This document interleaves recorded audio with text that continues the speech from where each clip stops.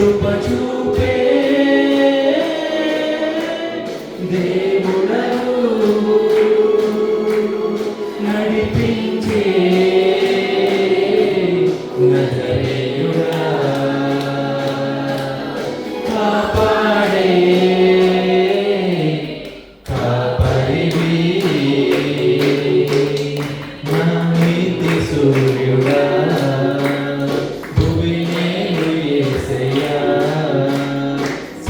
సరిపోల్చలేను నీతో గనులైన వారిని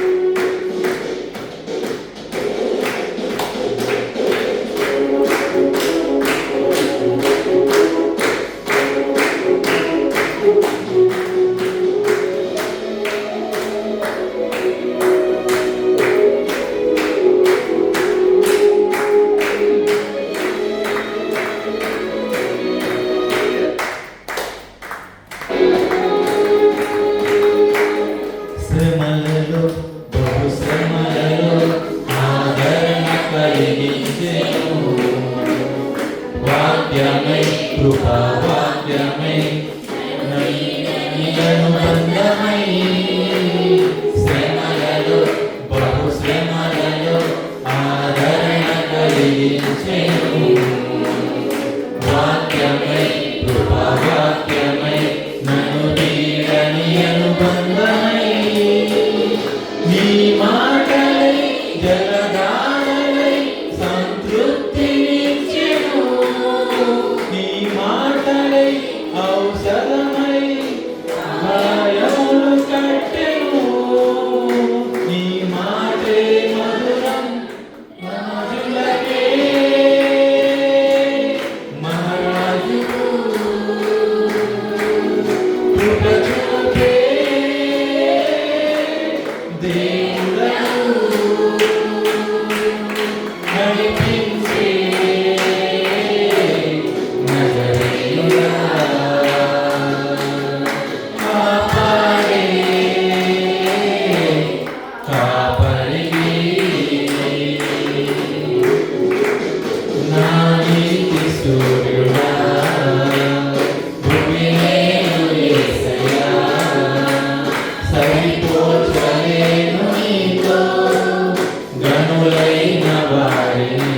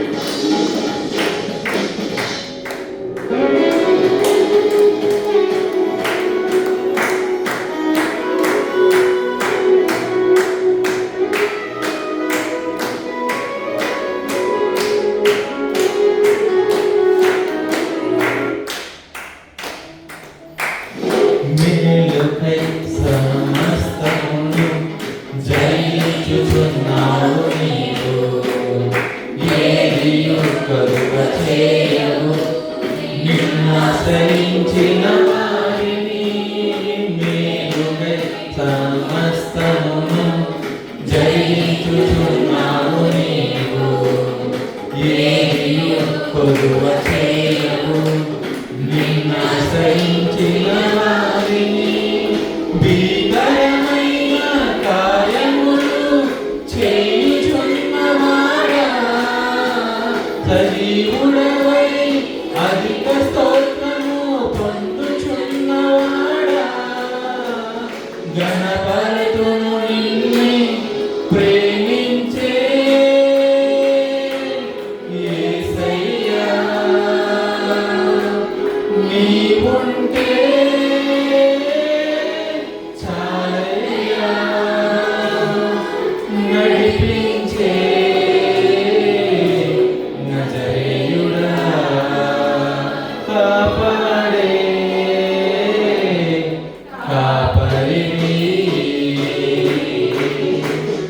నా నీతి సూర్యుడా భూమినేలు యేసయ్యా సరిపోల్చలేను నీతో గనులైన వారిని.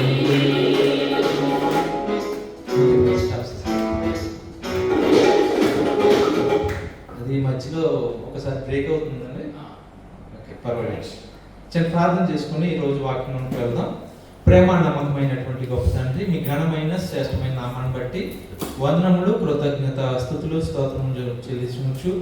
గతించిన కాలంలో తండ్రి మీ అమూల్యమైనటువంటి రెక్కల చెట్టు మమ్మల్ని కాసి కాపాడి సజీవ లెక్కలో ఉంచుతండి. ఈ శనివారం దినాన్ని తండ్రి మిమ్మల్ని ఆరాధించుకున్నట్టుకు, మిమ్మల్ని మహిమపరుచుకున్నట్టుకు, మీరు ఇచ్చినటువంటి ఆయన వాక్యమును ధ్యానించుకున్నట్టుకు ఇచ్చినటువంటి సమయం బట్టి వందనములు, కృతజ్ఞత, స్తుతులు, స్తోత్రం చెల్లించుకుంటుంది. ఇప్పటి వరకు జరిగినటువంటి ప్రతి కార్యక్రమంలో మీరు తోడే ఉన్నారు. మరి సిస్టర్ గారు చెప్పినటువంటి మాటలు మీరు తోడే ఉండి నడిపించారు తండ్రి. అందుని బట్టి వందనాలు. నైనా మీ యొక్క దాసులను దినమైనటువంటి నన్ను నైనా ఎందుకు నైనా మరి ఎన్నికలైనటువంటి నన్ను నైనా మీ మాటలకి ఎన్నుకొని మీ వాక్యం చెప్పడానికి ఒక సువార్తికుడిని నిలబెట్టుకుని నైనా మీ వాక్యము ప్రచురం చేసేటటువంటి ఒక బిడ్డగా నన్ను వాడుకునే విధానం బట్టి తండ్రి వందనాలు తండ్రి. నేను ఈ సమయంలో మీ బిడ్డలకు మీ వాక్యం ఎత్తుపోతుండగా నేను వినగలిగి మనసు, గ్రహించగల హృదయాన్ని మీ బిడ్డలకు దయచేయండి. చెప్తున్నటువంటి నాకును కూడా తండ్రి మీ ఆత్మశక్తితో, మీ ఆత్మవారంతో నడిపించే భాగ్యాన్ని దయచేయమని మీ యొక్క ప్రియకుమారుడు, మా ప్రియ రక్షకుడు అయినటువంటి యేసుక్రీస్తు వారి నామమున ఈ ప్రార్థన మనములు వినిపించుకుంటున్నాం మా ప్రభు తండ్రి. ఆమేన్. ప్రభునందు ప్రియమైన దేవుని వల్ల ఈరోజు ఒక చక్కటి వాక్యాన్ని మనం విందాం. మీరు విని ఉండాలనుకుంటున్నాను. ఒక అంశాన్ని మనం నేర్చుకుందాం. ఈ లోకంలో ఎవరైనా ఒక పని చెప్పిన తర్వాత ఆ పని చెప్పినటువంటి వ్యక్తి కొట్టడానికో చంపడానికో వస్తే మనం ఏమంటామండి? కొంచెం కంగారు పడతాం కదా. సపోజ్ మన క్రిస్టి బ్రదర్ ఉన్నారు, మన సంఘంలో ఎవరైనా ఒక వాలంటీర్కి ఒక పని చెప్పారు. అది చెయ్యడానికి వెళ్ళడానికి ముందే పిలిచి కొట్టారనుకోండి, ఎలా ఉంటుంది? ఏమండి? లేదంటే కొట్టేస్తాను నేను, నువ్వెందుకు ఈ పని చేయలేదు అన్నారనుకోండి, అదేంటి అయ్యారు, అదేంటంటే బ్రదరు మీరే పని చెప్పారు, చేయడానికి వెళ్ళబోతుంటే మళ్ళీ మీరే పిలిచి నేను కొడతానన్నారు, ఏంటి నాయన అని అడుగుతారు. ఓకేనా? ఇదే ప్రశ్న మోషే గారిని దేవుణ్ణి అడిగారు అనుకోండి, మోషే గారు దేవుణ్ణి అడిగారు అనుకోండి, ఎలా ఉంటుందండి? కాబట్టి ఆ విలువైనటువంటి లోతైనటువంటి విషయాన్ని మనం ఈరోజు గ్రహిద్దాం. నిర్గమకాండం 4:24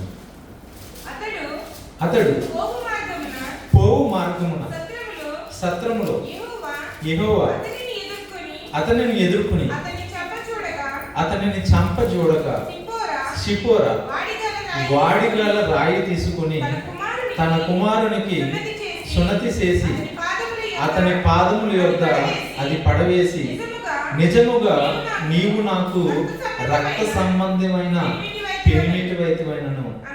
అంతటా ఆయన అతడిని విడిచెను. అప్పుడు ఆమె ఈ సున్నతిని బట్టి నీవు నాకు రక్త సంబంధమైన పెనిమిటివైనను. ఏమంటే ఈ పాఠ్య భాగాన్ని మీరు గమనించినట్లయితే అతడు పోవుచుండగా సత్రములో అతను ఎదుర్కొని, ఏమండి అతడు పోవు మార్గమున సత్రములో యెహోవా అతను ఎదుర్కొని అతను సంపజూడగా. ఈ పైన సందర్భాన్ని మనం చూసినట్లయితే బ్యాక్ స్టోరీ ఏంటంటే అండి, మోసేని పిలిచాడు. ఏమండి మిద్యాను అరణ్యంలో గొర్రెలు కాసుకుంటున్నటువంటి సమయాన ఇక ఇశ్రాయేలు ప్రజలను విడిపించడానికి నేను ఒక నాయకుని ఎన్నుకుంటున్నాను, నువ్వు రా అంటే మోషే గారు ఏం చెప్తారంటే, నేను నోటి మాంద్యం గలవాడను, నా మాట సరిగ్గా రాదు, అంటే నీ నోటికి నా మాట తోడే ఉంటుంది, మీరు వెళ్ళండి, నువ్వు వెళ్ళిన తర్వాత నీకు సమస్తము చేసి పెడతాను అంటాడండి. ఈ మాట చూడండి, ఇక్కడ 10వ వచనం చదవండి, అదే అధ్యాయం. అప్పుడు మోషే, ప్రభువా ఎంతకు మునిపోయినను నీవు నీ దాసులతో మాట్లాడినప్పుడైనను నేను మాట నేర్పుని కాదు, నేను నోటి మాంద్యము నాలుక మాంద్యం గలవాడని యెహోవాతో చెప్పగా. అంటే తర్వాత ఏమంటాడండి? యెహోవా మాటే గాని మానవుడు నోరిచ్చిన వాడు ఎవడు?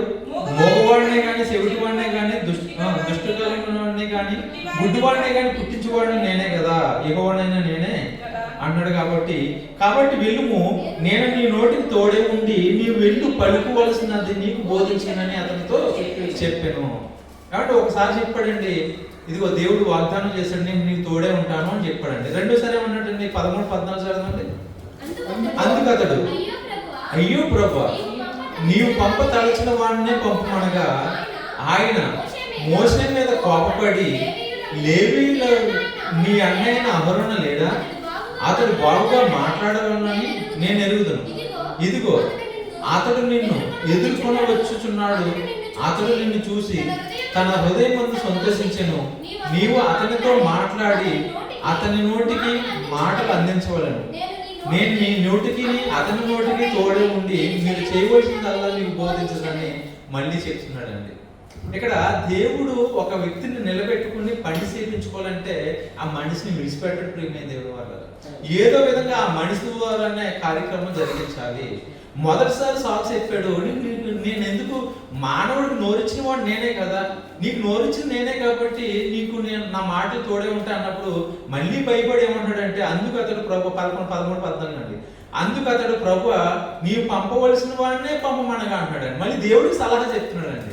అసలు పంపాలనుకున్నది ఎవరిని? మోసేనండి. అంతమంది ఇశ్రాయేల్ ప్రజలు మోసేనే ఎందుకు ఎన్నుకున్నాడో తెలియట్లేదు. మళ్ళీ ఏమంటాడంటే, నువ్వు ఎవరిని పంపాలనుకున్నావు పంపు అని చేసి మళ్ళీ చెప్తున్నాడు. అయితే మనోడు భయపడుతున్నాడు కదా అని మానవ హృదయం ఎరిగినటువంటి యెహోవా దేవుడు ఏమంటాడంటే, ఇదిగో నా అన్న ఉన్నాడు కదా అంటే, ఓకే ఆ అన్ననే కూడా నీకు తోడిస్తే పంపిస్తాను, నీ మాటలు అతను మీ అన్నకి చెప్పించు, మీ అన్న కూడా మాట్లాడతాడు, నీ నోటికి అతని నోటికి కూడా నా మాటలు తోడే ఉంటాయని చేసి మళ్ళీ చెప్తున్నాడండి. అంటే అక్కడ మోసే మీద కోపడుతున్నాడు లేదండి. ప్రియమైన దేవుని వల్ల ఆలోచించండి, సంఘంలో మనం ఉన్నప్పుడు అండి దేవుని బిడ్డలుగా మనకి ఏయో పనులు వస్తూ ఉంటాయండి. ఆ పనులు చేయడానికి మనం ఎప్పుడు కూడా ముందుగా సిద్ధపడి ఉండాలి. ప్రియమైన దేవుని వల్ల పని చేయడానికన్నా ముందు మన హృదయం, మన మనసు దేవుని పని చేయాలి అనేటటువంటి సిద్ధ హృదయంతో ఉన్నప్పుడు అండి దేవుడు మనల్ని వాడుకుంటాడండి. ఇక్కడ మోసే గారు సిద్ధ హృదయంతో లేడండి. ఎందుకు వెనకంజ చేస్తున్నాడు, భయపడుతున్నాడు, నోటు మాంజమంటున్నాడు, నాకు ఎవరో తోడే లేడు అంటున్నారండి, నేను ఒక్కడనే వెళ్ళలేమో రాజు దగ్గరికి అని చేసి భయపడుతున్నాడు. అప్పుడు దేవుడు వాగ్దానం చేస్తున్నాడు, భరోసా ఇస్తున్నాడు అండి, నీవు ఒక్కడవే కాదు, నీ నోటికి నా మాట తోడే ఉంటుంది, మీ అన్న కూడా తోడే ఉంటాడు, కాబట్టి నువ్వు వెళ్ళు అని చేసి చెప్తున్నాడు అండి. అలా చెప్పిన తర్వాత మళ్ళీ ఏమంటాడండి?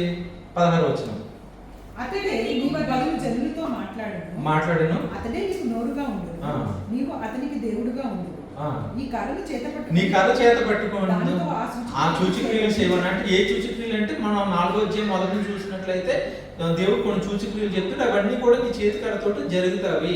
అంటే ఒక ఆయుధాన్ని కూడా దేవుడు ఇచ్చాడండి సూచక్రియలు జరిగించడానికి.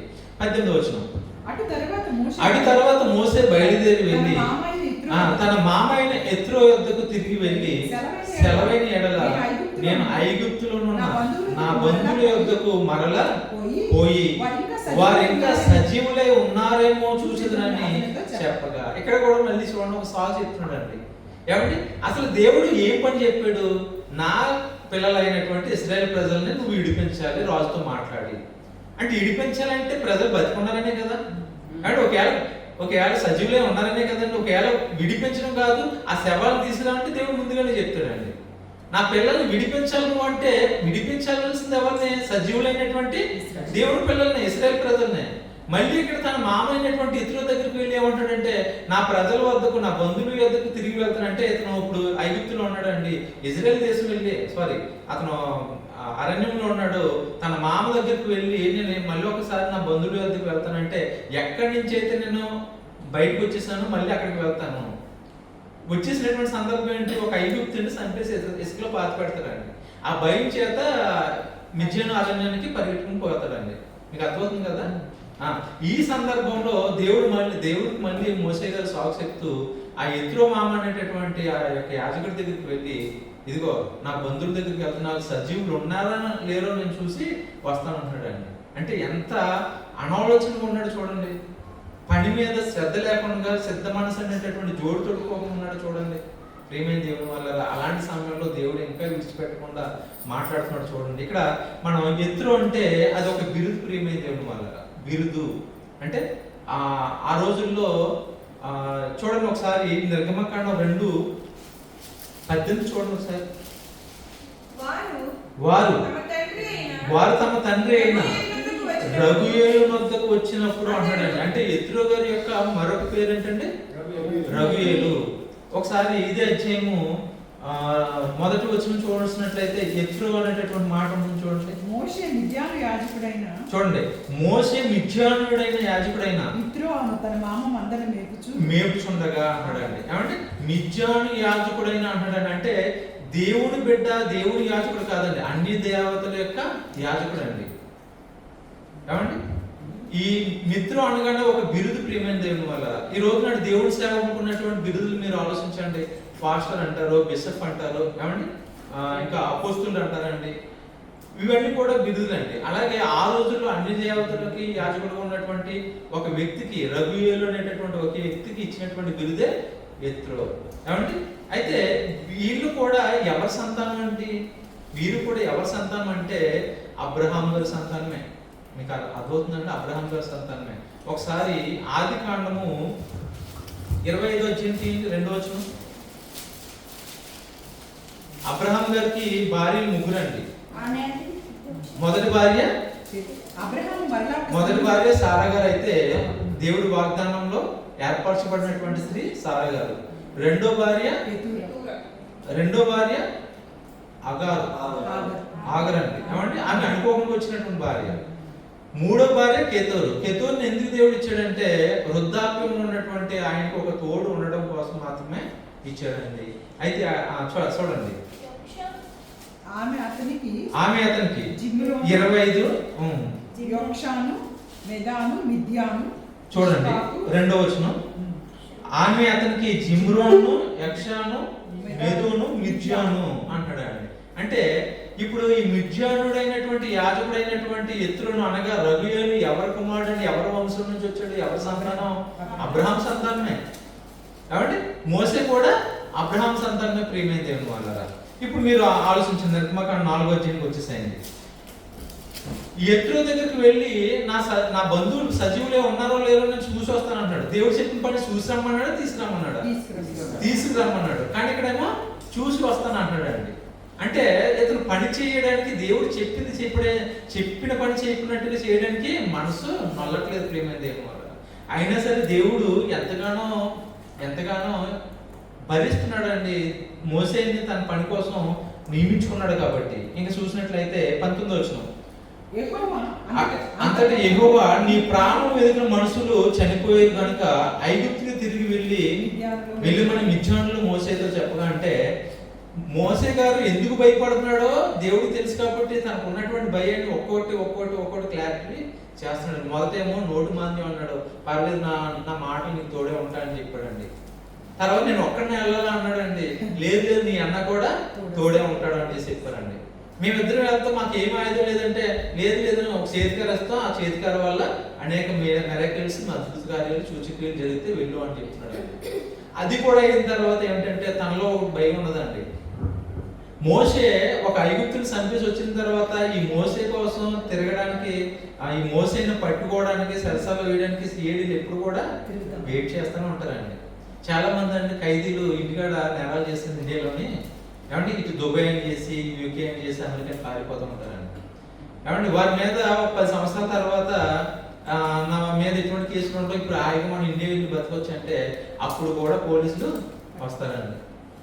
మొన్ననే అండి ఒక యూట్యూబ్లో ఒక న్యూస్లో కొన్ని స్టోరీస్ చదువుతుంటే, ఎప్పుడో 15 సంవత్సరాల తర్వాత, ఎప్పుడో 30 సంవత్సరాల క్రితం జరిగినటువంటి హత్య ఈ మధ్యలో బయటపడిందటండి. ఏమంటే ఎలా దొరికేసాడంటే ఒక గ్యాస్ కార్డు పట్టించిందండి ప్రియమైన దేవుని వల్ల. అది ఎట్లా అంటే పేర్లు అనవసరం అండి. ఒక వ్యక్తి ఒక స్ట్రీట్ రౌడీగా ఉండేవాడు. ఆ వీధిలో కానీ ఆ ఊర్లో కానీ బాగా గొడవ పడుతూ ఒక హత్య చేసాడండి.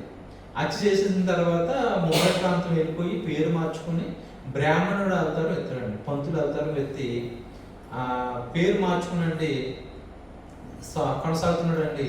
అక్కడ అవకాశం లేకపోవడంతో మళ్ళీ అతను ఏ ఊర్లో పుట్టాడు, ఏ ఊర్లో స్ట్రీట్ రౌడీగా ఉన్నాడు, అదే ఊరు వచ్చి పంతులుగా వేషం మార్చుకొని బ్రతుకుతున్నాడు అండి. బ్రతుకుతుంటుంటే ఆ వీధిలో చిన్న గలాట జరిగి అతని మీద కేసు నోట్ అయిందటండి. ఆ నోట్ మీద అతని గురించి వివరణ చేసుకొస్తే అతని ఫేస్ ఇప్పుడు ఏ టెక్నాలజీ వచ్చింది కదా, ఫేస్ రికగ్నిషన్ బట్టి మొత్తం అంతా కూడా డీటెయిల్స్ బయటపడ్డాయండి. ఏమండి అలా ఎన్ని సంవత్సరాలైనా సరే కేసులు బయటపడుతూనే ఉంటాయి. మన మీద ఏమీ లేదు అనుకుంటాం. ఇక్కడ మోసే గారు కూడా చిన్న భయం ఉన్నది. నేను ఒక వ్యక్తిని చంపేసి ఈ దేశం వచ్చేసాను కదా, ఈ ప్రాంతం వచ్చేసాను కదా, మళ్ళీ ఆ దేశం వెళ్ళాలంటే నా మీద సిఐడి కేసులు పడతాయేమో అని భయపడుతుంటే అప్పుడు దేవుడు మళ్ళీ వాగ్దానం చేస్తున్నాడు, కుమారుడా నిన్ను సంప వెతుకుతున్నటువంటి వారు లేరు, చనిపోయారు, నువ్వు నిర్భయంగా నువ్వు ధైర్యంగా వెళ్ళు అని చేసి చెప్పడం జరుగుతుందండి. ఇంకా చూసినట్లయితే 20 వచనం, మోసే తన భార్య తన కుమారుని తీసుకుని గాడిద మీద ఎక్కించుకుని ఐగుప్తు తిరిగి వెళ్ళి మోసే దేవుని కర్రను తన చేత పట్టుకుని పోయాను. 21, అప్పుడు యెహోవా మోసేతో ఇట్లనెను, నీవు ఐగుప్తునందు తిరిగి చేరిన తర్వాత చేయుటకు నేను నీకు ఇచ్చిన మహత్కార్యములన్నీ ఫరో ఎదుట చేయవలనని సుమి. అయితే నేను అతని హృదయం కఠినపరచదను, అతడు నీ జనులను పోనీయడు. అప్పుడు నీవు ఫరోతో, ఇజ్రాయేల్ నా కుమారుడా, నా జ్యేష్ఠపుత్రుడు, నన్ను సేవించినట్లు నా కుమారుని పోనిమ్ము, నీకు ఆజ్ఞాపించుచున్నాను. వాడిని పంపు నొలనెల్లా, ఇదిగో నేను నీ కుమారుని నీ జ్యేష్ఠపుత్రుని సంతతిని యెహోవా సెలవిచ్చుచున్నాడని అతనితో చెప్పమనను. ఇక్కడ కూడా ఆ ఫరో రాజుకు ఒక వార్నింగ్ ఇస్తున్నాడు. ఇదిగో నా ఇజ్రాయెల్ ప్రజలను విడిపించు, నా ఇజ్రాయెల్ ప్రజలను పంపించు, ఒకవేళ పంపించకపోతే నీ జ్యేష్ఠ కుమారుడు చనిపోతాడని చేసి వార్నింగ్ ఏమని చెప్పాడండి. అదే విధంగా ఇస్తున్నాడండి. ఇంత విధంగా ఇంత బతిమాడి ఇన్ని ధైర్యం చెప్పి పంపించినటువంటి సమయంలో అండి మళ్ళీ మోసే గారి మీద కత్తిచ్చుకుని వస్తున్నటువంటి యెహోవా దేవుడు. ఇప్పుడు రండి సందర్భంలో 24, అతని పోవు మార్గమున సత్రములో యెహోవా అతని ఎదుర్కొని అతని సంప చూడగా సిఫోర వాడిగల రాయి తీసుకుని తన కుమారుని సున్నతి చేసిన అని చేసి మాట రాయబడి ఉన్నది. అండ్ పని మీద మార్గంలో పోచుంటే దేవుడు ఎందుకు ఎదుర్కొన్నాడంటే దేవుడు పని చేయడానికి ఒక నిబంధన ఉండాలి ప్రేమైన దేవుని వల్ల. ఆ నిబంధన లేకోకుండా దేవుని పని చేయకూడదండి. ఈ రోజుల్లో చాలా మంది దేవుని పని చేసేయడానికి ముందుకు వచ్చేస్తూ ఉంటారండి. వాళ్ళలో క్యారెక్టర్ ఉంటుందండి, వాళ్ళలో ఒక పద్ధతి, ఒక క్రమం అనేటటువంటిది ఉండదండి. ఈ రోజున చూడండి, దేవుని నామానికి అవమానకరంగా ఒక పాస్టర్ తన మీద తానే దాడి చేయించుకుని ఎవరో చేశారని చేసి క్రీస్తుకి క్రైస్తవ్యానికి కూడా అవమానకరంగా మారిపోయాడండి. ఎందుకంటే బైబిల్ పూర్తిగా తెలియదండి. బైబిల్లో ఉన్నటువంటి నీతి నియమాలు, కాబట్టి దేవుని యొక్క ఆజ్ఞలు ఆయనకి తెలియవండి. అదేవిధంగా ఈ రోజున ఇండియా ప్రాంతంలో చాలా మంది బోధకులు అండి బైబిల్లో ఉన్నటువంటి దేవుడి కట్టడలు, దేవుని యొక్క ప్రణాళికలు, దేవుని యొక్క మనసు తెలియకోకుండానే బోధకులు అయిపోయినటువంటి వారు చాలా మంది ఉన్నారండి. ఇక్కడ మోసే గారు కూడా అండి దేవుని మనసు ఎరగకుండా దేవుడి పని చేయడానికి వెళ్ళిపోతున్నాడు అండి. ఇది పని అంటారా కాదంటారా? మోసే గారు దేవుడు చెప్పినటువంటి పని అంటారా కాదంటారా? పని అండి. ఈ రోజు నాడు ఒక క్రైస్తవుడిగా మనకి ఇచ్చినటువంటి పని ఒకటైతే, దావీదు గారికి దేవుడు ఇచ్చినటువంటి పని ఒకటైతే, యేసుక్రీస్తు వారికి దేవుడు ఇచ్చినటువంటి పని ఒకటైతే, ప్రవక్తలకు దేవుడు ఇచ్చినటువంటి పని ఒకటైతే, మోసే గారికి ఇచ్చినటువంటి పని కూడా పనే అండి. ఆ రోజుల్లో పెద్ద సాహసంతో కూడినటువంటి పని ప్రేమ దేవుని వల్ల ఆ పని చేయడానికి వెళ్ళిపోతున్నాడు. కానీ దేవుని యొక్క కట్టుబడి, దేవుని యొక్క నిబంధన తప్పిపోయాడు ప్రేమ. గుర్తు లేదండి. ఏంటి ఆ నిబంధన అంటే, ఇజ్రాయేల్ ప్రజల్లో ఏ బిడ్డ పుట్టినా సరే 8వ దినాన సున్నతి అనేటటువంటిది జరగాలి. లోకా సువార్తలు కూడా యేసుక్రీస్తు వారు పుట్టిన తర్వాత, వచనం రాసుకోండి 2:21లో రాయబడి ఉంటుందండి. యేసుక్రీస్తు వారు పుట్టిన తర్వాత 8వ దినాన యేసుక్రీస్తు వారు కూడా సున్నతి అనేటటువంటిది జరిగింది ప్రియమైన దేవుని వల్ల. ఏమండి? అయితే మోసే గారికి ఈ కార్యక్రమం తెలుసు అంటారా తెలియదు అంటారంటే ఖచ్చితంగా తెలుసు అండి. ఎందుకంటే మోసే గారు సకల శాస్త్ర ప్రావీణ్యుడు అండి. అవునంటారు కదంటారు? సకల శాస్త్ర ప్రావీణ్యుడు అంటే అప్పటికే దేవుని మాటలు, దేవుని యొక్క ఆలోచన తెలిసి ఉండాలండి. ఏంటి ఆ మాటలు అంటే, ఒకసారి ఆదికాండం 17వ అధ్యాయం చూడండి, 4 నుంచి 9 వచనాలు చూడండి, 14 వచనాల వరకు చదవండి. ఆదికాండం 17వ అధ్యాయము. ఈ దేవుడు అతనితో అంటే ఎవరంటే అతను అబ్రహాం గారితో మాట్లాడి 9 నుంచి 14 అండి. 9 నుంచి 14 వచ్చినాడు. నీవు మాత్రమే గాక నీ తర్వాత తరములలో నీ సంతతియు నా నిబంధన గైకొనవలనని నాకును నీకును నీ తర్వాత నీ సంతతికి మధ్య మీరు గైకొనవలసిన నా నిబంధన ఏదనగా, మీలో ప్రతి మగవాడు సున్నతి పొందవలను, మీరు మీ గోప్యాంగ శరమును సున్నతి పొందవలను, అది నాకును నీకును మధ్యనున్న నిబంధనకు సూచనగా ఉండును. 8 దినముల వయసు గలవాడు అనగా నీ ఇంట పుట్టినవాడైనను నీ సంతానము కాని అన్యుని యొద్ద వెండితో కొనబడిన వాడైనను మీ తరములో ప్రతి మగవాడును మీలో సున్నతి పొందవలను. నీ ఇంట పుట్టినవాడును నీ వెండితో కొనబడిన వాడును తప్పక సున్నతి పొందవలను. అప్పుడు నా నిబంధన మీ శరీరమందు నిత్య నిబంధనగా ఉండును అంటాడండి. నిత్య నిబంధనగా ఉండును అంటే మనకి 2 నిబంధనలు ఉన్నాయండి. పాత నిబంధన, కొత్త నిబంధన రాయబడినటువంటి తర్వాత. కానీ అబ్రహాము గారికి అప్పటికి ఉన్నటువంటి నిబంధన ఏంటంటే ఇది ఒకటే నిబంధన అండి. ఏమంటే ఏంటో నిబంధన అంటే ఇదిగో మీలో పుట్టినటువంటి ప్రతి మగవాడికి 8వ రోజు రాగానే సున్నతి అనేటటువంటి కార్యక్రమం చేసి ఒక నా నిబంధనకు పాత్రం చేయాలి. అది మీ ఇంటి వారే కాదు, మీ బంధువుల్లోనే కాదు. ఆ రోజుల్లో పనివారిని ఎలా కొనేటటువంటి వారు అంటే ఈ రోజుల్లో మన ఇంటికి ఎవరైనా పనికి రావాలంటే ఏమంటే నెలకి జీతం మాట్లాడుకుని వీసా ఇస్తే రప్పించుకుంటాం అండి. అవునా, రప్పించుకుంటాం ఇండియా ప్రాంతం నుంచి. అదే ఆ రోజుల్లో అయితే అండి ఇంట్లో పనివారికి కావాలంటే ఆ పనివారిని కూడా వెండితో కొని ఆ మనుషుల్ని ఇంట్లో పనిగా పెట్టుకునేటటువంటి వారు. అలా ఇంట్లో పెట్టుకున్నటువంటి ప్రతి పనివాడు కూడా సేవకుడు అవుతాడు. కాబట్టి ఆ సేవకులు కూడా పుట్టినటువంటి వారు ఏమవ్వాలి, నిత్య నిబంధనకి కారకులు అవ్వాలి. సున్నతి అనేటటువంటి కార్యక్రమం జరగాలి. ఈ విషయం మోసే గారు మర్చిపోయారు. మోసే గారు మర్చిపోయారా లేదంటే తన భార్య మర్చిపోయిందా లేదంటే ఈ కార్యక్రమం చేయడానికి వెనకడుగు వేసింది అన్నది తెలియదండి. ఉంటారండి ఆ విధంగా కూడా ఆలోచన ఉంటారండి.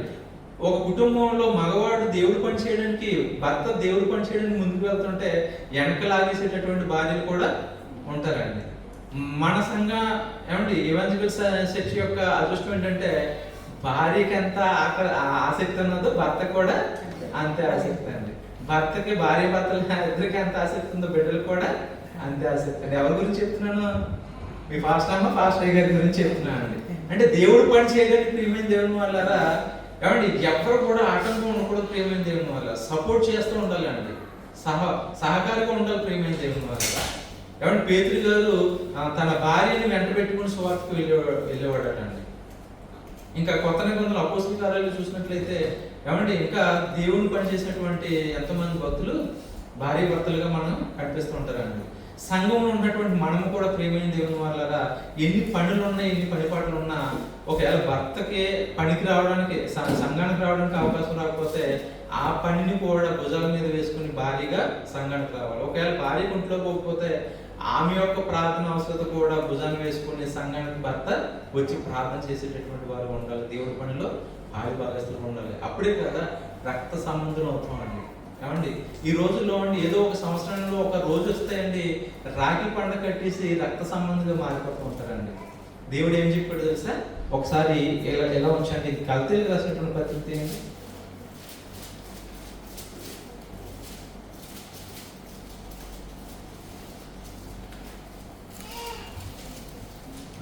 గలతీయులకు రాసినటువంటి పత్రిక 7వ అధ్యాయం 6 ఉంటాయండి. అయితే కొరింథీయులకు రాసినటువంటి పత్రిక మొదటి కొరింథీయులకు రాసిన పత్రిక 7వ అధ్యాయం రండి.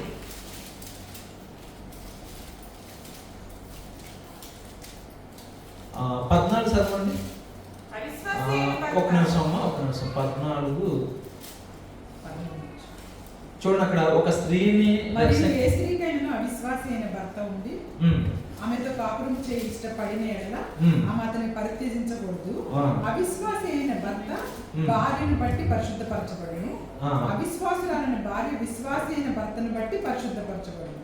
ఓకే అండి. అయితే ఇక్కడ 16వ వచనం చదవండి. 16వ వచనం, ఓ స్త్రీ నీ భర్తను రక్షించదవో లేదో నీకేమి తెలియను, ఓ పురుషుడా నీ భార్యను రక్షించదవో లేదో నీకేమి తెలియను.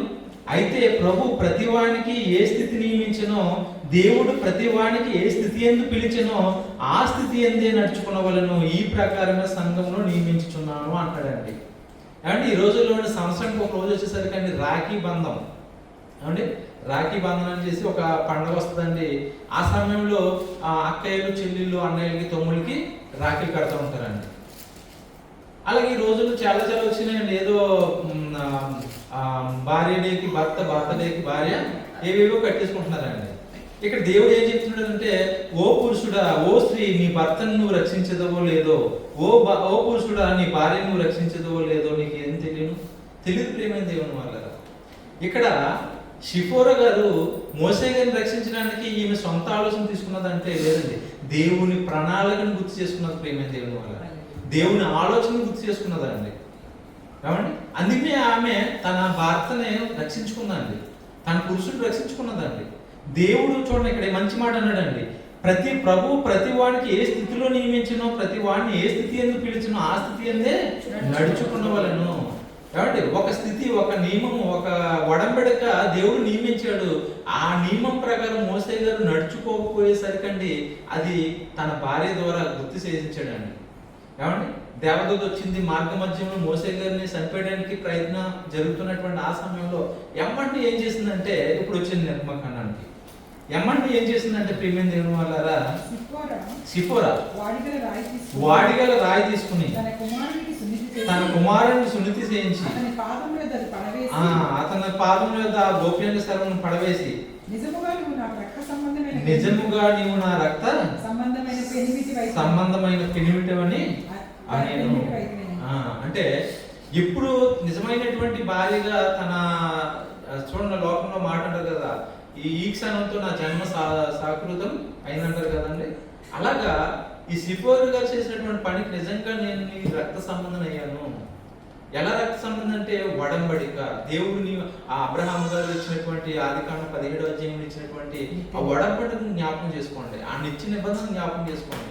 ఆ విధంగా నేను నీకు ఇప్పుడు నిజమైనటువంటి రక్త సంబంధంగా మారిపోయాను అని చేసి చెప్తున్న ప్రేమ దేవుని వల్ల. ఇప్పటి వరకు మనకు బాగుందని ఈ సందర్భం ఇప్పటి వరకు ఎప్పుడైనా విన్నారా మీరు? తెలుసా మీకు?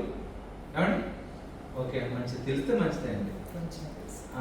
అయితే ఇంకా మనం చూద్దామండి, దేవుడు ఈ యొక్క సున్నతి గురించి ఇంకేం మాట్లాడారని మనం ఆలోచిస్తే, ఒకసారి మనం ఆలోచిస్తే ఆయన ప్రేమ దేవుని వల్ల ద్వితోపదేశ కాండం 10వ అధ్యాయం 16వ వచనం చూడండి. ద్వితోపదేశ కాండం 10వ అధ్యాయం 16వ వచనం. కాబట్టి మీరు సున్నతి లేని మీ హృదయములకు సున్నతి చేసుకుని ఇక మీదట ముష్కరులు కాకుండా ఈ మాట కూడా రాసుకోండి. ద్వితోపదేశ కాండం 10వ అధ్యాయం 16వ వచనం. మరొకసారి చదవమ్మా. కాబట్టి మీరు సున్నతి లేని మీ హృదయములకు సున్నతి చేసుకుని ఇక మీదట ముష్కరులు కాకుండా అంటాడండి.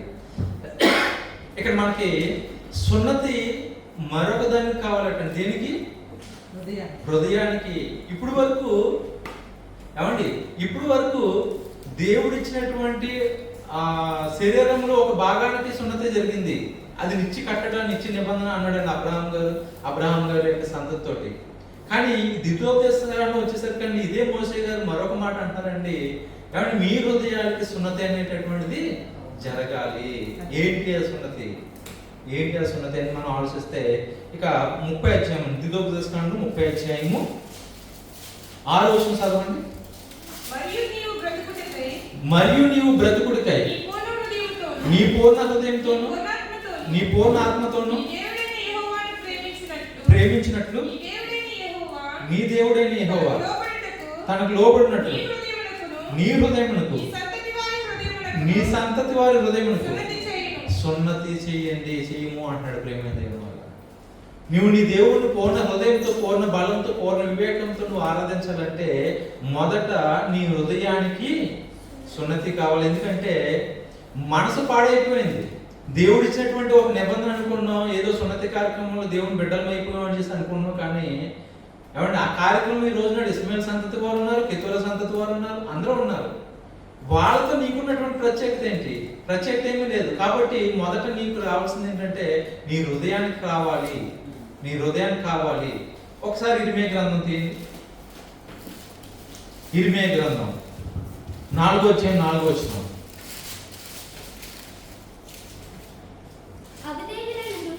అవిధేయులై ఉండుట అనే పదం దగ్గర పుట్టినట్లు ఒక మాటను చూడండి. అవిధేయులై ఉండుట, ఆ పదం ఒకటి అండర్లైన్ చేసుకుని, అవిధేయులై ఉండుట.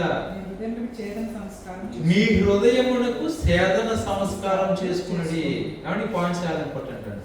అంటే ఆ అధ్యాయం గడుస్తున్న కొలది, కొత్త నిబంధన వస్తున్న కొలది, ఏమండి తరాలు మారుతున్న కొలది ప్రవక్తల ద్వారా దేవుడు రాసినటువంటి మాట ఏంటంటే, మీరు అవిధేయులైపోయారు, దేవుడు చేసినటువంటి కార్యములను మీరు జ్ఞాపకం చేసుకోవట్లేదు, దేవుడికి ఇవ్వాల్సినటువంటి ప్రాధాన్యత మీరు ఇవ్వట్లేదు. ఏమండి మనం కొన్నప్పుడు అండి ఏదైనా ఒక వస్తువు కలతలాడిపోతూ ఉంటుందండి, దాన్ని డైలీ వాష్ చేస్తున్న దాన్ని డైలీ తుడుస్తుంటే దాని యొక్క క్వాలిటీ అనేది కనిపిస్తూ ఉంటుందండి. ఒకసారి మీరు ఆ వస్తువుని మీరు అశ్రద్ధ చేసి దాన్ని కొంతకాలం మర్చిపోండి. ఏమండి ప్లాస్టిక్ అయితే మరకలు పడిపోతుంటాయి, స్టీల్ వస్తువు లేదంటే ఇనుప వస్తువు అయితే తుప్పు పట్టేస్తూ ఉంటుందండి. అవునా, ఫర్నిచర్ అయితే సెదలు పట్టేస్తూ ఉంటుంది. దాన్ని పట్టించుకోవాలి, పట్టించుకోకపోతే ఏమవుతుందంటే ఆ క్వాలిటీ అనేటటువంటిది తగ్గిపోతూ ఉంటుంది. దేవుడు మిమ్మల్ని పాపభూయిష్టమైనటువంటి ఐగుప్తు రాజ్యం నుంచి బయటకు రప్పించినప్పుడు దేవుడు మీరు ఎంతగానో కొనియాడారు, కాబట్టి స్తుతించారు. ఆ స్తుతించడం అనేది మీరు కాలక్రమేణా మర్చిపోయారు. దేవుడికి ఇవ్వాల్సినటువంటి స్తుతులు ఇవ్వట్లేదు, దేవుడికి ఇవ్వాల్సినటువంటి మహిమ ఇవ్వట్లేదు, దేవుడికి ఇవ్వాల్సినటువంటి ప్రాధాన్యత కూడా ఇవ్వట్లేదు. ఇవ్వకపోయేసరికి ఏమవుతుందంటే మీరు దేవుడిని పక్కన పెట్టేస్తున్నారు. కాబట్టి మొదటగా మీకు ఏం కావాలంటే మీ హృదయానికి సున్నతి కావాలి. హృదయ సంబంధమైన చదవని పుట్టినట్లు మాట చదవండి. మీ హృదయమునకు సేదన సంస్కారం అనేటటువంటిది జరగాలి అంటున్నాడండి. కాబట్టి ప్రియమైన దేవుని వల్ల ఏంటి ఆ హృదయ సంబంధమైనటువంటి సేదన సంస్కారం ఏంటి? మనకి టైం తక్కువ ఉన్నది కాబట్టి నేను ముగింపులోకి వెళ్ళిపోతున్నాను, ఎందుకంటే ప్రభు వల్ల కార్యక్రమం కాబట్టి.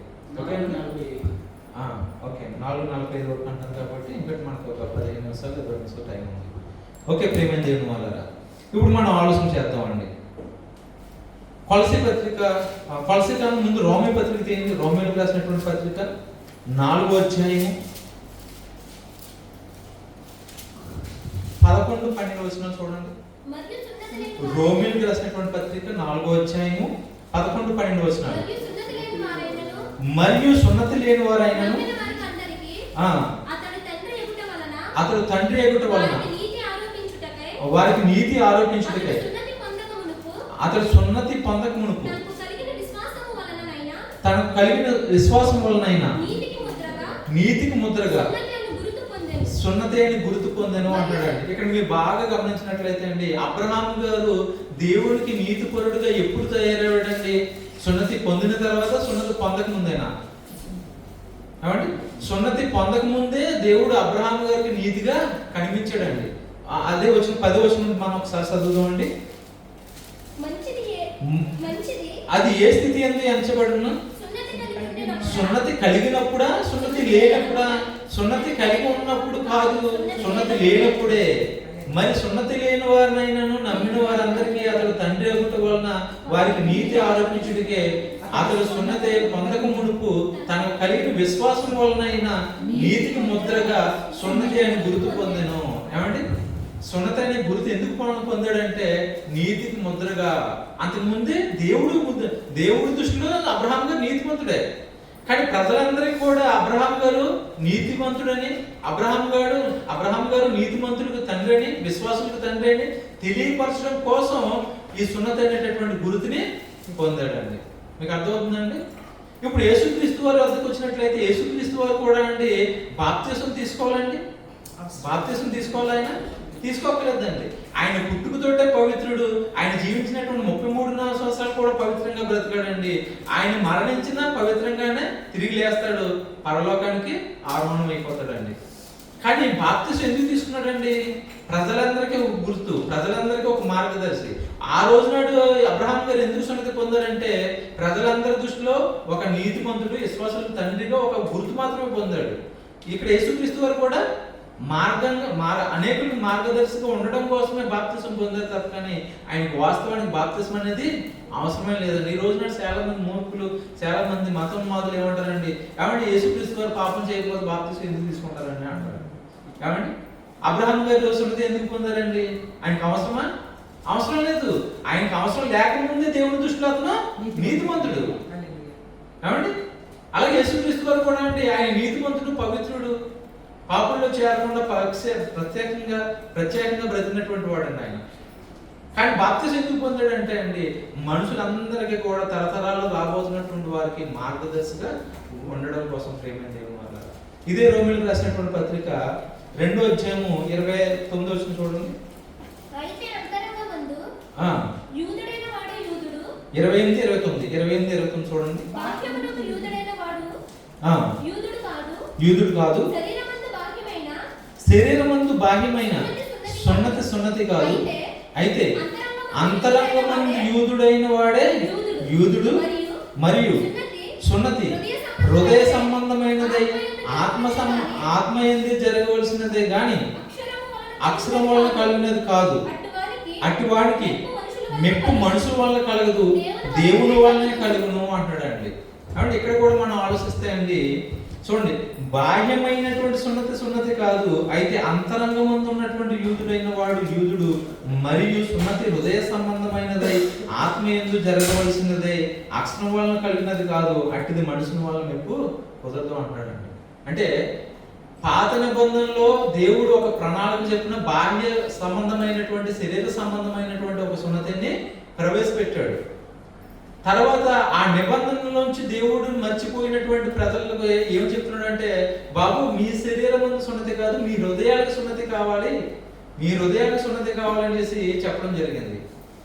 ఆ తర్వాత కాలం వచ్చేసరికి అండి, అబ్రహాం గారు దేని బట్టి నీతిమంతుడిగా పొందాడు? సున్నతి పొందిన తర్వాత పొందకముందే ఆయన నీతిమంతుడిగా ఉన్నాడు, పొందకముందే విశ్వాసుల తండ్రి. కానీ ఎందుకు పొందాడంటే మనకి మాదిరిగా ఉండడం కోసం.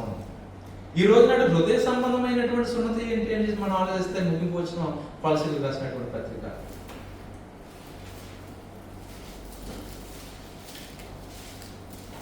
కొలసీలకు రాసినటువంటి పత్రిక 2:11 వచ్చిన 2:11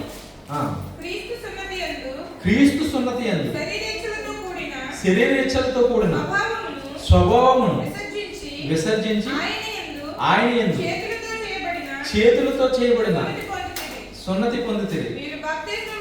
వీరు బాప్తిస్మమందు ఆయనతో కూడా పాత పెట్టబడిన వారే ఆయనను మృతుల్లో నుండి లేపిన దేవుని ప్రభావమును విశ్వసించుట ద్వారా ఆయనతో కూడా లేచితిరి అంటాడండి. ప్రియమైన దేవుని వల్ల మీరు ఆలోచించండి.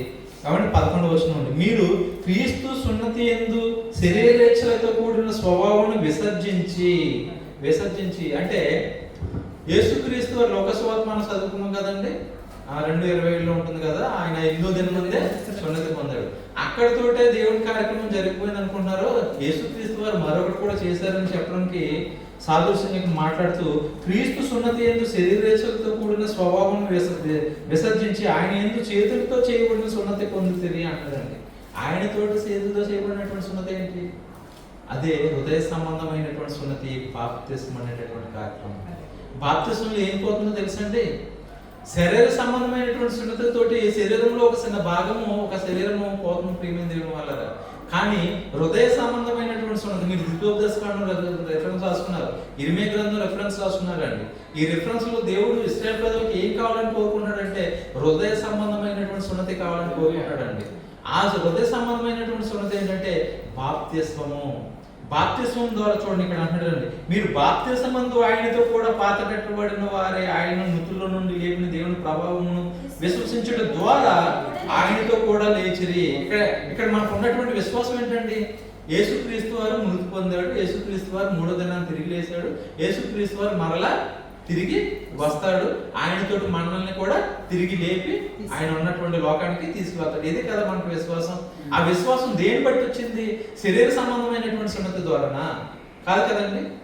కాబట్టి ఆత్మ సంబంధమైనటువంటి హృదయ సంబంధమైనటువంటి సున్నతి, అదే బాప్తిస్మం ప్రియమైన దేవుని వల్ల. ఆ బాప్తిస్మం ఈ రోజున ప్రతి క్రైస్తవుడు, ప్రపంచంలో ఉన్నటువంటి ప్రతి మానవుడు చేయవలసినటువంటి కార్యక్రమం సున్నతి కార్యక్రమం కాదండి, బాప్తిస్మం అనేటటువంటి కార్యక్రమం. ఆలోచించాలండి. ఈ రోజు నాడు ఇజ్రాయెల్ ప్రాంతం పోయినా, ఇటు అరబ్ దేశాలు చూసినా అండి, ఈ సున్నతి కార్యక్రమం మీద ఒక ఎంతాలకి ఒక మనసు ఉంటుందండి. ఏమండి, అది చేసుకుంటారో చేసుకోకపోతారో వారి ఇష్టం. ఒక విధంగా ఆలోచిస్తాయండి, అంటే ఒక దైవ జనుడుగా లేదంటే దైవ సువార్తకుడిగా సిగ్గు లేనటువంటి పనివాడిగా నేను ఉంచుతా అన్నాడు. కాబట్టి శరీర సంబంధమైనటువంటి సున్నతి కార్యక్రమం పురుషుల్లో ఎటువంటి శరీర రోగాలు రాకుండా ఉండడానికి శాస్త్రవేత్తలు కానీ డాక్టర్లు కానీ ప్రవేశపెడతారండి, ఆమోదిస్తారండి. ఏమంటే అర్థమవుతుందండి. చాలా మంది ఇండియాలో ఉన్నటువంటి అన్ని జనులు కూడా సున్నతి కార్యక్రమం జరిపించుకుంటూ ఉంటారు. ఎందుకంటే వారు ఆరోగ్యరీత్యా మరీ ముఖ్యంగా ఎందుకంటే అండి అరబ్ దేశాలు కానీ అబ్రహాం సంతానం నుండి కానివ్వండి, వారు ఆ రోజుల్లో ఎంతమంది భార్యలు ఉంటారండి? ఒకరికి 3 భార్యలు. ఇప్పుడు అబ్రహాం గారికే 3 భార్యలు ఉన్నారండి. ఈ అరబ్ దేశాల్లో ఉన్నటువంటి అరబ్బీలు కూడా ఒకరి నుంచి బహుభార్యత్వం కలిగి ఉంటారండి. అలాంటి సమయంలో శరీరపరంగా అనారోగ్యం రాకుండా ఉండడానికి కూడా ఈ సున్నతి కార్యక్రమం వారికి ఒక మూలం అంతే మాత్రమే. కానీ ఈ లోకంలో క్రీస్తు వెళ్ళిన తర్వాత ప్రియమైన దేవుని వాళ్ళరా ప్రతి మనిషికి కూడా, అటు ఆడవారికి కానీ ఇటు మగవారికి కానీ ప్రతి వారికి కూడా ప్రియమైన దేవుని వాళ్ళరా హృదయ సంబంధమైనటువంటి సున్నతి కావాలి. అది బాప్తిస్మ కార్యక్రమం. ఆ బాప్తిస్మంలో ప్రతి ఒక్కరు కూడా పాలిభాగస్తులు అయినప్పుడే నిత్య నిబంధనకి వారసులు అవుతారు. ఒకప్పుడు సున్నతి కార్యక్రమం నిత్య నిబంధనకు అబ్రహాం గారిని ఎలాగైతే నియమించారో, ఈ రోజు నాడు క్రీస్తుని బట్టి, క్రీస్తు బాప్తిస్తాన్ని బట్టి, ఆయన చేసినటువంటి హృదయ సంబంధమైనటువంటి సున్నతిని బట్టి ప్రతి క్రైస్తవుడు, ప్రతి మానవుడు, లోకంలో ఉన్నటువంటి ప్రతి మానవుడు కూడా దేవునికి దగ్గర అవుతున్నాడు, దేవుని బిడ్డలు అవుతున్నారండి. ఇది ఎప్పుడు జరగాలి? శరీర సంబంధమైనటువంటి సున్నతి అయితే పుట్టినటువంటి తర్వాత 8వ దినాన అండి. మరి ఇది ఎప్పుడు జరగాలంటే మీ హృదయంలో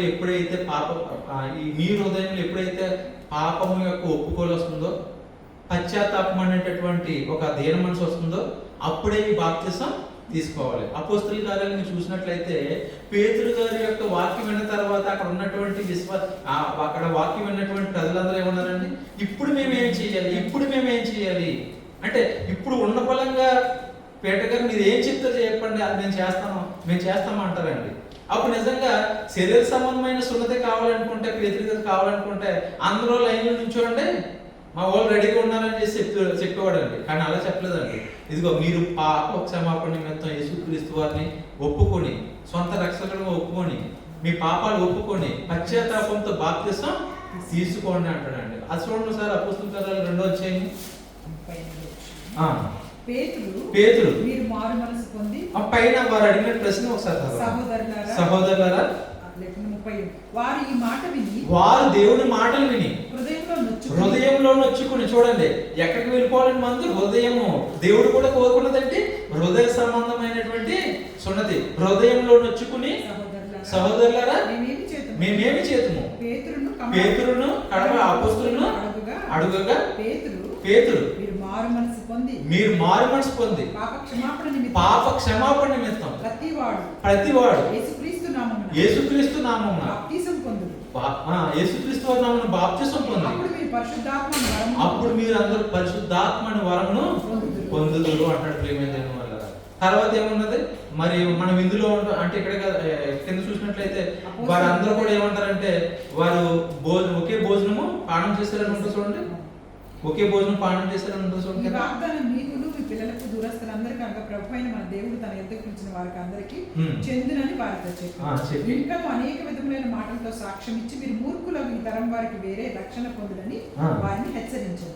కాబట్టి అతని వాక్యం అంగీకరించిన వారు బాప్తిసం పొంది ఆ దినం ఇంచుమించు 3,000 మంది చేర్చబడ్డారు. చూడండి 42వ వచనం చదవండి. వీరు అపోస్తలుల బోధ యందును సహవాసమందును రొట్టె విరుచుట యందును ప్రార్థన చేయుట యందును ఎడతెగక ఉండిరి. హల్లెలూయా, ఆమేన్. ప్రియమైన దేవుని వాళ్ళారా, మీరు అందరూ ఆలోచించండి. హృదయ సంబంధమైనటువంటి సున్నతి కార్యక్రమం అయిన తర్వాత ఏం చేయాలంటే అపోస్తలుల యొక్క బోధలో ఉండాలి, సహవాసంలో ఉండాలి, రొట్టె విరుచుట యందును ప్రార్థన చేయుట యందును ఎడతెగక ఉండాలి. మీరందరూ ప్రతి నెల రొట్టె విరుస్తున్నారండి? ఎవరైనా తప్పిపోతున్నారా? ప్రతిరోజు ప్రార్థన చేసుకున్నారండి? ఎడబాతున్నారా? అంటే నెలలో ఒక్కరోజు మిస్ అయినా సరే ఎడబాతున్నట్టే. మీకు అర్థమవుతుందంటే అందుకే ప్రతిరోజు ప్రార్థన చేసుకోవాలండి. సహవాసం కలిగి ఉంటున్నారా? ఏమండి ఆ సహవాసం రెగ్యులర్గా మీరందరూ కూడా ప్రత్యక్షంగా సహవాసం కలిగి ఉండొచ్చు, ఫోన్ ద్వారా కూడా సహవాసం కలిగి ఉండొచ్చు. ఈ వారంలో ఎవరైనా ఒక సహోదరు రాలేదనుకోండి, ఆమె సహవాసం మిస్ అయింది కాబట్టి మీరు ఏం చేస్తారు? మీరు ఫోన్ చేసి అమ్మాయి ఈ రోజు ఎందుకు రాలేదు, ఆ తమ్ముడు ఎందుకు రాలేదు రోజు అని మీరు ఫోన్ చేసి సహవాసంలో ఉండాలి ప్రేమైన దేవుని వల్ల. అర్థమవుతుందంటే సంఘానికి దేవుడు ఇస్తున్నటువంటి విలువలు చూడండి ప్రేమైన దేవుని వల్ల. మోసే గారికి పని చెప్పాడు, ఆ పని తప్పించుకోవడానికి ఎన్నో సాగులు చెప్పాడు. అయినా సరే మోసే గారు జుట్టు పట్టుకొని పనికి పంపించాడండి. పంపిస్తూ నిబంధన మర్చిపోవడం చేసి దేవుడే వార్నింగ్ ఇచ్చాడండి. ఆ తన భార్య ద్వారా రక్షింపబడ్డాడండి. ఆ తర్వాత ప్రజలందరినీ కూడా విడిపించాడు ప్రేమైన దేవుని వల్ల. ఇప్పుడు మనము కూడా అండి, మనం బాప్తిసం తీసుకోవడమే కాదండి, మన కుటుంబీకులు కూడా హృదయ సంబంధమైనటువంటి సున్నతి కార్యక్రమాన్ని జరిగించాలి. అదేంటి? బాప్తిస్మము. ఈ పాట మీకు అర్థమైతే దేవుడికి స్తోత్రం. కాబట్టి నేను ఈ మాటలు ముగిస్తున్నానండి. మీరు ఒకవేళ ఈ పాటకి ఏమైనా టైటిల్ పెట్టుకుంటే శరీర సంబంధమైన సున్నతి, హృదయ సంబంధమైనటువంటి సున్నతి అనేటటువంటి కార్యక్రమం పెట్టుకుని కన్క్లూజన్ గా బాప్తిస్మం అని కూడా రాసుకోవచ్చు అండి. ఓకే, చాలా ప్రార్థన చేసుకుందాం. ప్రేమ నమ్మకమైనటువంటి మా ప్రియ పరలోకపు తండ్రి, మీ ఘనమైన శ్రేష్టమైన నామాన్ని బట్టి వందనములు, కృతజ్ఞత, స్తుతులు, స్తోత్రం చెల్లించుకోవచ్చు. నాయనా, ఇప్పటి వరకు ఈ మాటలు మీ బిడ్డలకు చెప్పుకున్నాం తండ్రి. శరీర సంబంధమైనటువంటి సున్నతి అబ్రహాం గారి ద్వారా తన ప్రజలకి నియమిస్తే, హృదయ సంబంధమైనటువంటి సున్నతి క్రీస్తు యేసు ద్వారా తండ్రి మా అందరికి కూడా ప్రసాదింపబడింది తండ్రి. ఆ బాప్తిస్ కార్యక్రమం మేము అందరం కూడా తండ్రి మరి పాలుభాగస్తులమై ఇప్పుడు వరకు కొనసాగిస్తుంది తండ్రి. మీ కుమారుడైనటువంటి యేసుక్రీస్తు వారు వచ్చేంత వరకు కూడా తండ్రి, మా ప్రాణం పోయేంత వరకు కూడా తండ్రి కొనసాగించే భక్తులుగా మేము ఉన్నాం తండ్రి. అపోస్తుల బోధ ఎందును, అనగా సంఘ బోధ ఎందును, సహవాసం ఎందును, రొట్టె విరుచుట ఎందును, మరి నాయన ప్రార్థన చేయటం తండ్రి ఎడతెగక మేము అందరం కూడా తండ్రి ముందుకు సాగిపోయేలాగా ప్రతి బిడ్డని కూడా తండ్రి పేరు పేరు వరుసలో జ్ఞాపకం చేసుకున్నాము. ఈ క్రీస్తు ఎవెంజలికల్ చర్చ్ ద్వారా అనేక ఆత్మలు రక్షింపబడేలాగా సహాయం దయచేయమని, ఈ యొక్క సంఘానికి కోసం తండ్రి ఎంతమంది అయితే బిడ్డలు ప్రయాసపడుతున్నారో ప్రతి బిడ్డని కూడా తండ్రి పేరు పేరు వరుసలో జ్ఞాపకం చేసుకోమని, అలాగే కృష్ణ బ్రదర్ గారిని, పద్మా సిస్టర్ గారిని, వారి కుటుంబీకుల్ని, సుధాకర్ గారిని, వారి యొక్క మరి కుటుంబీకుల్ని తండ్రి మీ యొక్క కృపలో జ్ఞాపకం చేసుకోమని ప్రార్థన చేస్తున్నాం తండ్రి. అదేవిధంగా ఈరోజు ఎంతమంది అయితే బిడ్డలు రాలేకపోయారో వారిని ఒకసారి దర్శించండి. మీ చిత్తం అయితే మరొక వారం తండ్రి వారిని సన్నిధానానికి రప్పించమని ప్రార్థన చేస్తున్నాం తండ్రి. నాయన ఏమైనా తప్పుగా మాట్లాడడానికి క్షమించండి.